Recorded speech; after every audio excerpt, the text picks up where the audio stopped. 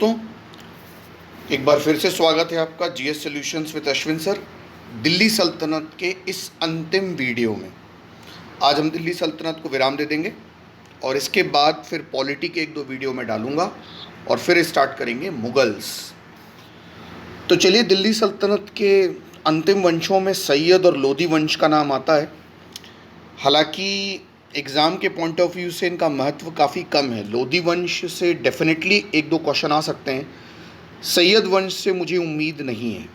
Time period देख लेते हैं। ये जो टाइम पीरियड हम डिस्कस करने वाले हैं, ये टाइम पीरियड है 1414 से लेकर 1526 एडी तक के बीच का।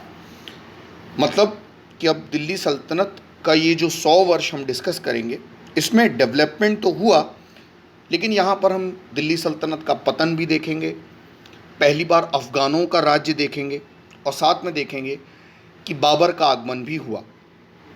तो चलिए जल्दी से इस वीडियो को भी डिस्कस करते हैं। सैयद वंश के बारे में पहले डिस्कस करते हैं। मैंने आपको बताया था कि कैसे तुगलक वंश का अंत हुआ। दरअसल 1414 से 1501 तक इनका टाइम पीरियड है। 1414 से 51 ईस्वी तक का ही समय है इनका सैयद वंश का। काफ़ी कम टाइम पीरियड है और ज़्यादा महत्व भी नहीं है इतिहास में इनका, और काफ़ी कम लिखा भी गया है सैयदों के बारे में। इनके संस्थापक जो थे वो खिज्र खां थे। 1414 से 21 तक का इनका टाइम पीरियड था। इनके बारे में दो तीन जानकारियाँ याद रखिएगा। जैसे तैमूर ने जब नासरुद्दीन महमूद तुगलक के समय दिल्ली पर आक्रमण किया, तो जाते जाते तैमूर इनको लाहौर और मुल्तान का सुल्तान बनाकर या एक तरह से गवर्नर बनाकर चला गया। दीपालपुर भी इसमें शामिल था। इससे पहले ये ऑलरेडी उत्तर पश्चिम के सूबेदार तो थे ही, ये रियासतें भी इनके हाथ में लग गईं। और फाइनली जब ये खुद सुल्तान बने, जब दिल्ली की गद्दी इनको मिली, तो सुल्तान का पद इन्होंने नहीं लिया, मतलब उसका टाइटल नहीं लिया। ये अपने आप को रैयत आला कहते थे। रैयत आला का मतलब है किसानों का वफादार। इनके सिक्कों के बारे में अगर देखें तो इन्होंने तुगलकों का नाम ही उस पर रहने दिया, अपना नाम नहीं खुदवाया, और कभी भी संप्रभु शासन के रूप में शासन नहीं चलाया। इसका मतलब क्या होता है, एज अ सुवीरियन इन्होंने कार्य नहीं किया। इन्होंने अपने आप को तैमूर वंश के ही मातहत के रूप में दिल्ली पर स्थापित किया। खैर, सैयदों के बारे में कहें तो ज़्यादा स्थायित्व या स्टेबिलिटी इनके रूप में देखने नहीं मिलती है। उसके दो रीज़न थे। एक तो था पंजाब के जो खोखरों और मेवातियों से इनको हमेशा खतरा बना रहा, हमेशा वो इन पे अटैक करते थे। देन जौनपुर में उसी समय शर्की सुल्तानों का वर्चस्व था। ये शर्की सुल्तान लगभग एक सदी तक जीवित रहे। इनको बाद में जाकर बहलोल लोदी ने हराया। तो जौनपुर से भी अक्सर इनको खतरा होता था। तो एक बैलेंस ऑफ पावर मेंटेन हुआ जौनपुर और दिल्ली के बीच में। बाकी के शासक देखें तो ज़्यादा महत्व नहीं रखते हैं। मुबारक शाह हैं, 1421 से 34 तक रहते हैं। फिर मोहम्मद शाह आते हैं और उसके बाद अलाउद्दीन आलम शाह आते हैं। अलाउद्दीन आलम शाह को हटाकर बहलोल लोदी लोदी वंश की स्थापना करते हैं। तो सैयद वंश पर ज़्यादा टाइम वेस्ट न करते हुए हम लोदी वंश पे आते हैं। लोदी वंश भारत का पहला अफ़गान वंश था। 1421 से 1526 तक का इनका टाइम पीरियड है। तीन बातें आपको इनके बारे में तीन शासकों के बारे में आपको जानकारी मिलती है। बहलोल लोदी, सिकंदर लोदी जो दिल्ली सल्तनत के भी महानतम शासक हुए, आगरा शहर के बारे में आपने ज़रूर सुना होगा, इन्होंने ही बसाया था, और इब्राहिम लोदी जिनको बाबर हराता है। तो चलिए सबसे पहले बहलोल लोदी को डिस्कस करते हैं। 1451 से 89 एडी तक का टाइम पीरियड है। अच्छा खासा लंबा टाइम पीरियड। दिल्ली में आपने लोदी गार्डन्स सुने होंगे, इन्होंने ही बनवाए हैं। मोहम्मद शाह जो कि सैयद वंश के शासक थे, उन्होंने इनको खाने खाना की उपाधि दी थी और वो इनको अपना पुत्र कह के पुकारते थे। दरअसल शुरू से ही ऐसा नहीं था कि अफ़गान भारत में नहीं थे, अफ़गान पहले से भी थे और दिल्ली सल्तनत की सेना में भी थे, परंतु वे ऊंचे ओहदे तक नहीं पहुंचते थे। बहलोल लोदी के समय अफ़गानों की स्थिति सुधरती है। आलम शाह ने स्वेच्छा से इनको अपनी गद्दी सौंप दी थी, जो लास्ट सैयद वंश के थे, और फिर बहलोल लोदी ने राज्य संभाला और ये प्रथम अफ़गान राज्य की स्थापना करते हैं दिल्ली सल्तनत में। इनके बारे में आगे और जानकारी ले लेते हैं। ये अफ़गानों की शाखा शाहू खेल से बिलोंग करते थे। वहाँ पर अफ़गानिस्तान में एक शाहू खेल नाम की शाखा थी, वहाँ से थे ये। और ये पहले अफ़गान शासक थे जिन्होंने अफ़गानों को भारत आने का निमंत्रण दिया। ये निमंत्रण इन्होंने क्यों दिया? एक तो जौनपुर को जीतना इनका उद्देश्य था, शर्की वंश को हराना था, और जो बचे कुचे तुर्क भारत में राज कर रहे थे उनको हराना था, और ख़ास तौर पर राजपूतों से भी इनको खतरा था। कई इतिहासकार कहते हैं कि अफ़गानिस्तान से जो अफ़गान थे वो टिड्डियों की दल की तरह भारत में आके बस गए। हालांकि ये अतिशयोक्तिपूर्ण लगता है, बहुत ज़्यादा बड़ा फैक्ट लगता है, लेकिन ऐसा कहते हैं कई इतिहासकार।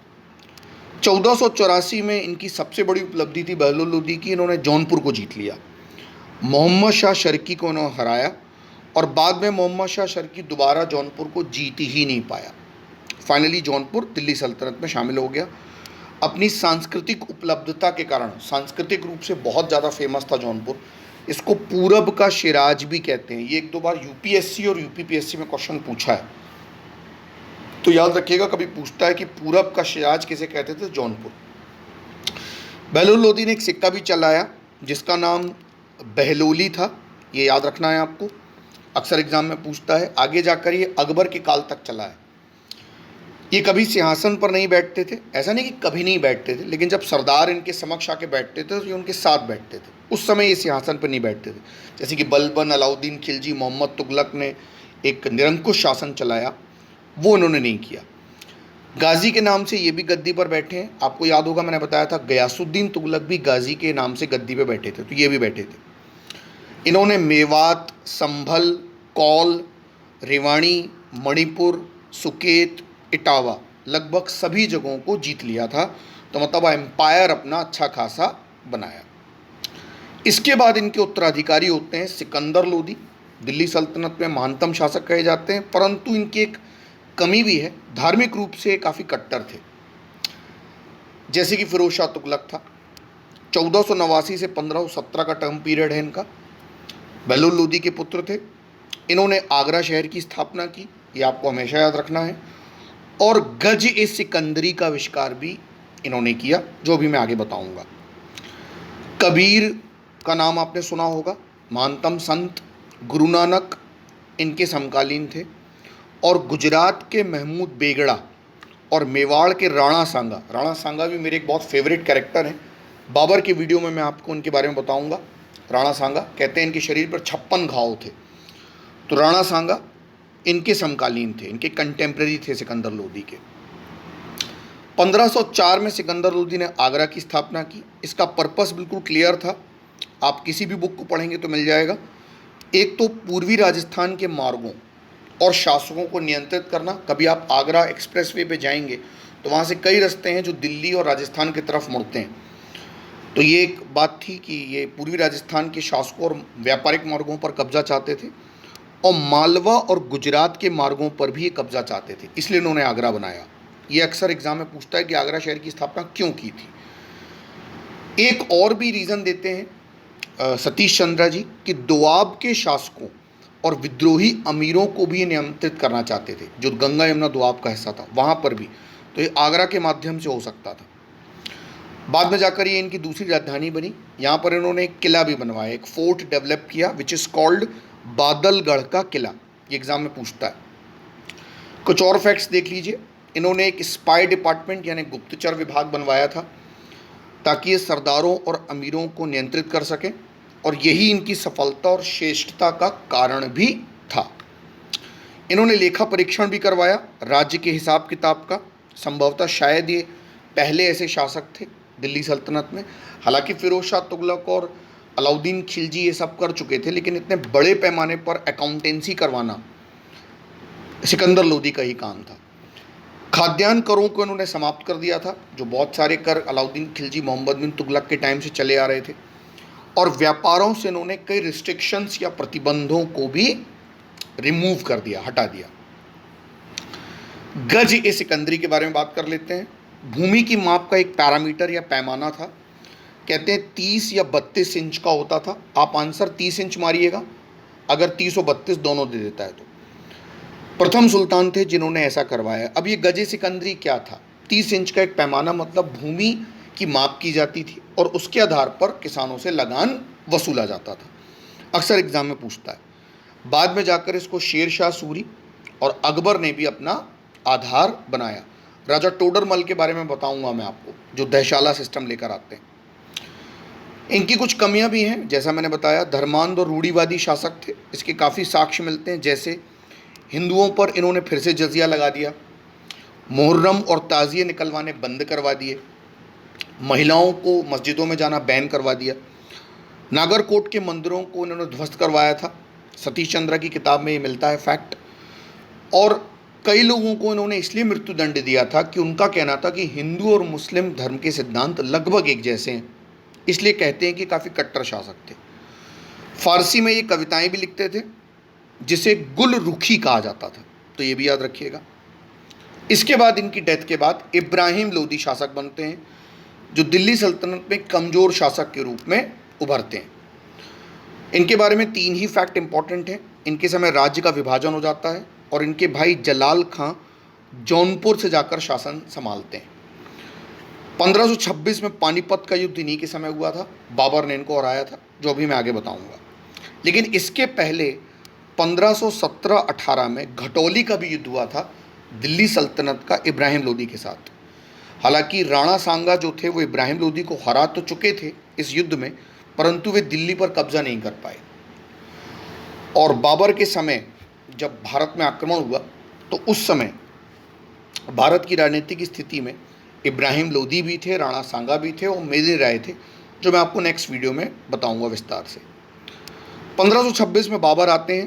पानीपत का प्रथम युद्ध होता है इब्राहिम लोदी के साथ। बाबर का आक्रमण भी कहा जाता है इसे। दिल्ली सल्तनत का इस युद्ध में पतन हो जाता है। लोदी वंश का भी इस युद्ध में अंत हो जाता है। कई इतिहासकार कहते हैं कि इब्राहिम लोदी पहले ऐसे शासक थे जो युद्ध भूमि में मारे गए। शायद सच भी हो। तो फाइनली मुगल वंश की स्थापना 1526 में हो जाती है, जो हम नेक्स्ट वीडियो में देखेंगे। सम फैक्ट्स बचे हैं कुछ अफगानों के बारे में, तो और देख लीजिए।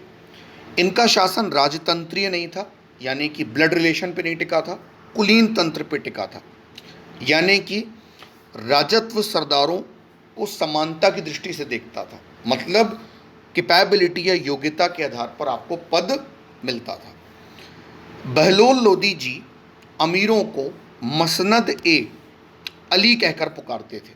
ये मैंने एक बुक में देखा था, तो फैक्ट यहाँ डाल दिया। मैंने भी इस फैक्ट को पहली बार पढ़ा है। 1-2 बार MP पुलिस और UP PSC में पूछा है, तो याद रखिएगा। बाकी मेरे हिसाब से लोदी और सैयद वंश पे इतना डिस्कशन काफ़ी है। आपको और कोई सजेशन देना हो तो मुझे ज़रूर सजेशन दीजिएगा व्हाट्सएप के through. Thank you so much and God bless you. और अब हम बढ़ेंगे मुगल वंश की ओर। बहुत बहुत धन्यवाद।